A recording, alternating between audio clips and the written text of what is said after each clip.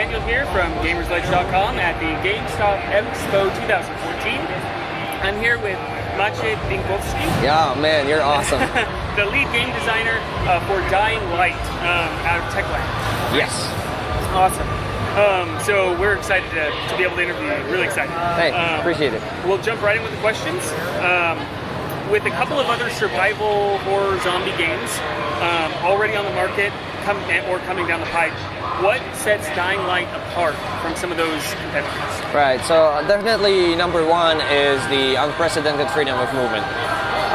We removed all artificial barriers, so it's really everything that seems to be within the reach of your hands really is. So you can just get on top of pretty much everything. You can jump over rooftops, climb buildings, dive under obstacles.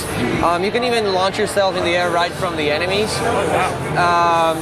So it's really, you go wherever you want, however you want. And I know it's a kind of bold statement, but I'm going to say it anyway. We really believe that, because what we see is people play the game for a couple of hours and they say that they come to us and it's like, it's kind of weird coming back to like regular FPS games now because we feel so constricted. Because here, and this is actually funny, because we see people play the game for the first time and they see a wall and they go around it.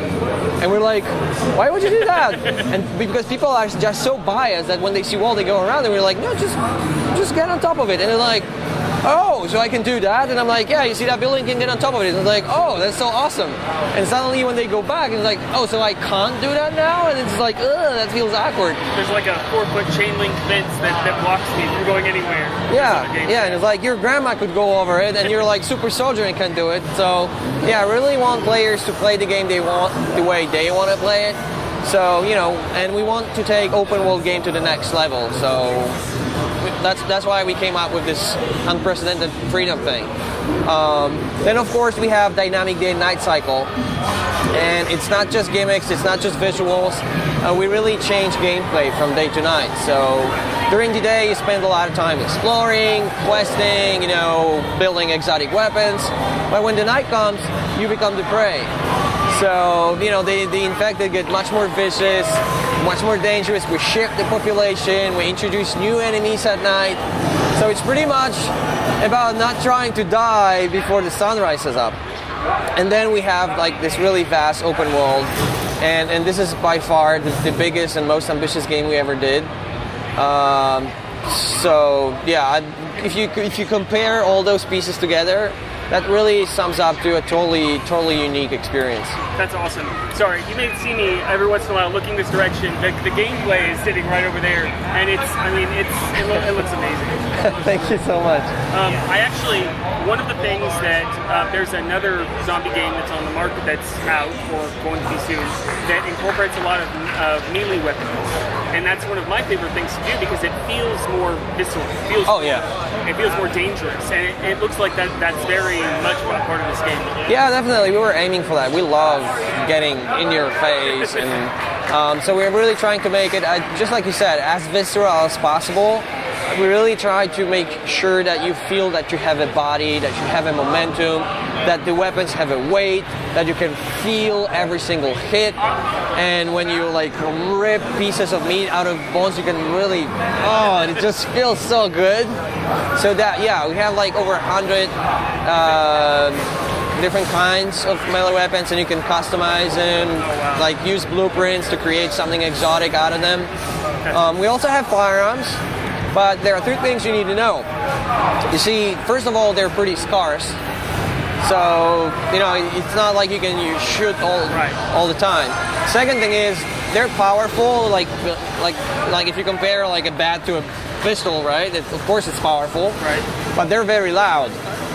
So, and our infected are attracted to noise. So if you're going to start shooting, that means you can kill a bunch of them quickly. But if you stay in one place for too long, they're going to be coming for you. So you mentioned earlier that you can climb on things, you can jump over things. The infected that we see, is it I jump on this building and now I'm safe? Sometimes. It's not like we have a lot of different kinds of zombies. So the most basic one, we call them biters, because whenever they get close, they really try to get to your neck. They're kind of slow and sloppy, and they can maybe climb like little obstacles. Right. But we also have like virals. They go really nuts when there's noise around, and they're really fast, and they can climb just as good as you. That's and we also have like the creatures that come at night. They're so bad that when you see them, you don't really try to fight them. You just run away, because they're like really badass, and they can tear you to pieces in seconds. So, and they can climb and they can jump over buildings. So you gotta be careful. That's cool. That is really cool. What can you tell us about the 4 characters and how they react different during the night and the day? That's a very good question. We play the game as Kyle Crane. Okay. So there's one character. I can't get into too many details just yet, but what I can tell you is that we will be revealing a lot about the story and the characters later this year. Awesome. We totally look forward to that. Good answer. In the online multiplayer, what happens if someone dies? Like in other first-person shooters, they get respawned somewhere else a little bit later. Yeah, you got to respawn in a shelter. Okay. Awesome. So you won't be out for the count. There's some games that make it so that you're now sitting quiet in a corner until everyone else is dead. No, that was, we really like to keep good pace of the game. So, especially when you're playing with friends, and when everyone's having fun, and you're just like sitting there, that's not cool. So we'll just respawn you in a like a safe place in a shelter, and you can go back to the game. Awesome. There's a little punishment for that, right? But overall, you still get right back in the game, playing with your friends. Yeah, absolutely. Awesome. Is there anything from the news of this game's release that you feel isn't being emphasized enough? I would say 4 players co-op. Like, a lot of people come to us and like, so this is a single game? And I'm like, what? I mean, you can play it single. You guys have adult audience. Can I mention beer or not? Or should I not do it? You can, okay. So, it's like, playing is like beer. You can have it yourself, and it's awesome. But having it with friends is just so much better, right? So it's right from the start of the game. You just finish the tutorial level, and the game is open for 4 players co-op, and you can go right through the whole game, 4 players. And on top of that, we have our pre-order incentives. We call it Beat a Zombie mode. Oh, really? So, but what actually is really cool is that everyone who has the game gets to experience being invaded by the Night Hunter. So every time there's night in your game, this human-controlled ultimate zombie can join your game, and you have to deal with it. Now, if you decide to pre-order the game, you get to play as the Night Hunter yourself. Oh. And the way it works, you just join, like people, they play their regular game, and you get to jump into that and mess them up. And you can choose if you want to do it with like random people, or we actually track all of your friends. So you can, look at the list, and then you're like, oh, I'm gonna mess you up, and then I'm gonna kill you, and probably they're gonna all hate you for that, but it's just so much worth it that, it just feels awesome. A totally new element in connecting with your friends. Yeah, it's like the best thing ever. Is co-op tether? What do you mean? Is co-op tether? Like you're stuck on that view, you all have to go to the other I'm sure that co-op is it co-op in the room or co-op across different systems? We don't have cross platforms. Okay. It was just it would be too difficult. What do you like if he and I were playing co-op? Could we play in the same room? Like on the same PS4? At my house, he's at his house. No, this is online. Awesome. Yeah. Awesome. Okay. Yeah. So you'll have your own view, and you'll be able to play through. Oh yeah. Absolutely. That's So up to 4 players, you can be spread all across the globe, and you can play together. That's how our company is actually. It's There you go. all over the There you place. go. That's awesome. So, what would you pick as your favorite element of this game? Oh, definitely the freedom movement, and I'll tell you why. I catch myself, and the combat is pretty sweet too. That's like my second. But the freedom of movement, it just feels so good that I have to do work on that game, and I mean, it sounds like it's a drag. It's not. It's awesome. But I catch myself testing the game, and I'm supposed to test like very particular element, and like a couple minutes later, I'm just running around because it just feels good, and I'm like, what was I supposed to do? Like, because I get completely lost in it. Just this freedom, I don't even know how to describe it. It just feels so natural and so good, and being able to explore the world the way I want to do it, it's just absolutely awesome. That's cool. That's awesome. How long is the campaign?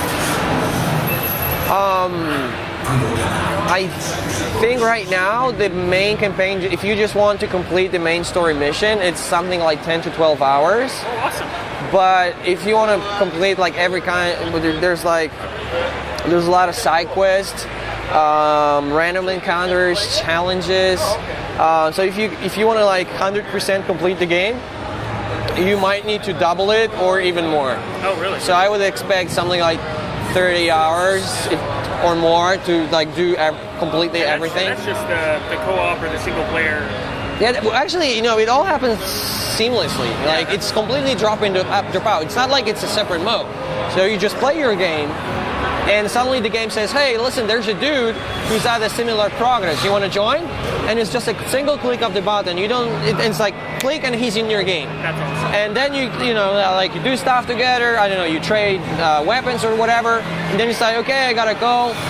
So he just, or you just disconnect and he continues like nothing happened. That is really cool. And the same thing goes with like the zombie invasion, the night hunter invasion. So whenever the night comes, he just shows up, you play the match ends, the sun comes up, the guy gets disconnected, and you just continue your game. So that's like one of the scenarios that might happen during the night. It's totally seamless. That's amazing. This game sounds wonderful. Are there multiple difficulties in the game? We're actually kind of thinking about it, but right now we're going with one, and we're trying to fine tune it. Like the feedback we're getting right now is, oh, this game is hard, but I like it because whenever I die, I know it's my fault. That's what people say. It's like I shouldn't have made that risk, but I kind of wanted to. So there's this really interesting struggle that people have. So right now it's a single difficulty. Awesome. Yeah, that sounds great. That sounds great. Anything they want to share us out that isn't already announced? I think I said that. Yeah. Thank you very much. Hey, thank you for having me. It was a pleasure. Really appreciate it. Definitely look into this game. We'll find out more about it as it comes down the pipe. But it looks amazing. Absolutely amazing.